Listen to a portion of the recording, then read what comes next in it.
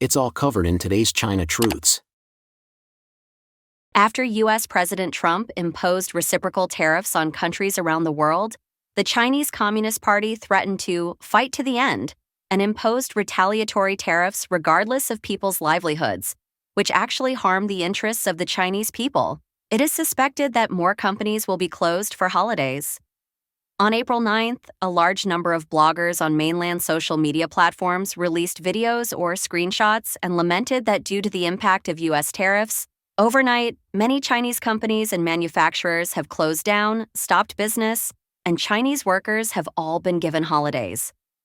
Zhejiang netizens said, "It's normal for many factories to have holidays and go bankrupt in this trade war. There have been many difficult days since the beginning of this year." A Guangdong Daily reporter said, "I heard that many factories started to have long holidays on May 1st. Netizens said, "The sky is falling. Everything was fine yesterday, but it happened too suddenly. When I came to work today, my boss said that we don't need to work anymore and we all have a holiday. We have just come to work after the Chinese New Year for more than 3 months, and now we have to go home." Another blogger said, "It's too sudden. Everything was fine yesterday, but there is nothing to do today. There is nothing to unload on the assembly line. The boss said that orders from the United States have been suspended and everyone will have a holiday after today. The factory notified us that after today's work, we will have a month off. It's the same in our company. All goods shipped abroad have to be suspended." Many netizens left comments in the comment area saying that they also had holidays due to tariffs. "Yesterday, our boss said that it was urgent to prepare the goods and that they would need them the next day. A few minutes later, he told us that we didn't need to prepare them. Due to the trade war, the customer's order was canceled." Many netizens mocked. The international trade war has started and Trump has increased tariffs by 145%. How many people can withstand it? Netizens mocked. "It's good for the whole country to go home and rest together." Some netizens also mocked, "The whole nation supports the central bank." According to a video circulated online, a Chinese man was fed up with the CCP's tariff retaliation against the United States. He said, "I really can't stand it these 2 days. Don't talk about adding tariffs. Let's just fight hard. Pretending to be a tough guy is seeking death. Making money is the bottom line." The man said that the United States has 350 million people, holding 1/3 of the global consumption pie. What does that mean? It's equivalent to 1 in every 3 people on Earth spending money being an American. The EU has 450 million people, and its purchasing power is not even a fraction of that of the United States. China's 1.4 billion people are working hard to make things, and their consumption power is only 1/5 of that of the United States. The data is there. In the face of absolute market crushing, pretending to be cool is the greatest stupidity. You should lower your head to negotiate when you should and make concessions when you should. Now, keeping your job is more important than anything else. The man angrily pointed out, "Instead of shouting and killing, you might as well think about how to make money within other people's rules.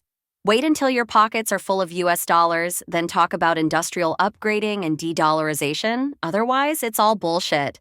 The man finally said, "Look at how Singapore responded. It's not shabby to bow your head to make money, but it's really stupid to gamble with the lives of ordinary people." China's economy is in chaos, and the CCP is in a hurry to save the market.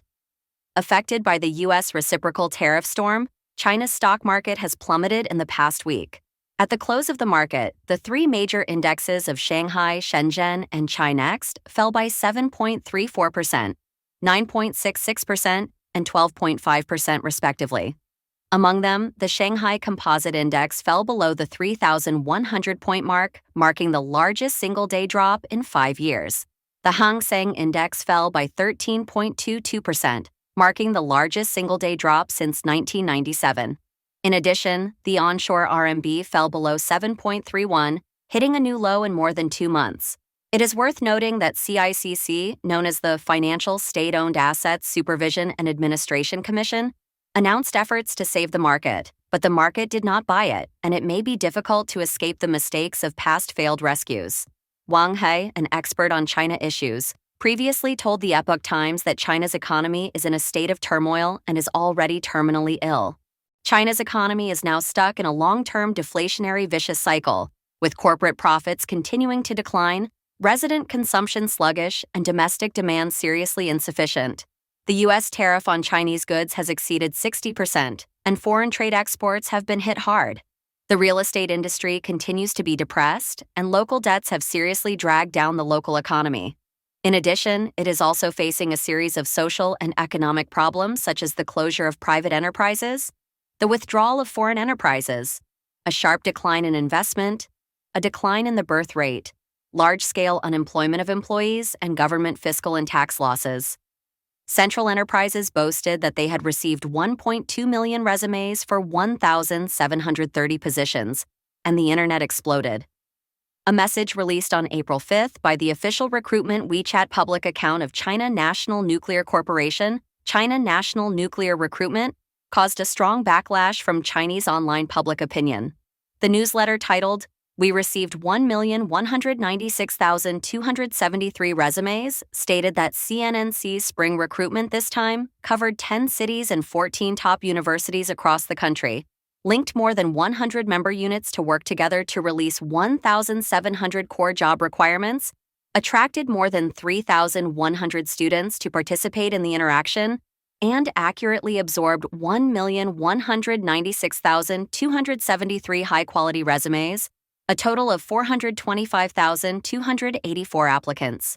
Many netizens criticize CNNC for using the number of resumes submitted by applicants as its capital for showing off, lacking basic empathy. The pain of job seekers should not be the capital for companies to show off. Seeing countless people struggling to get ashore, those who are already on the shore have a condescending superiority and arrogance and do not hide it. Don't exchange other people's desires for your own capital for showing off.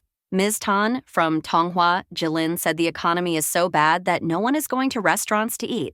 Street shops are closing in droves. If you go around the city, you will see all the shops are closed. This has been going on for the past 2 or 3 years. She said it is very difficult to make money now. Many factories no longer pay monthly salaries, but instead pay by the piece and often give employees leave. Many young people have left the area, and many have become dependent on their parents. I think there are just a lot of people delivering food. If you can't pay back the loan, just don't pay it back. Wang Feng, a resident of Changsha, Hunan, said that the economic situation is very bad. Now many people who have loans can't pay back the loans and just don't pay them back. If you lose your credit, you lose your credit. Anyway, you don't have a job. Losing your credit is better than starving to death. You can't make money. Wang Feng said that the unemployment rate is indeed very high. Many people can't find a job. Some people do odd jobs and leave after working for 2 days.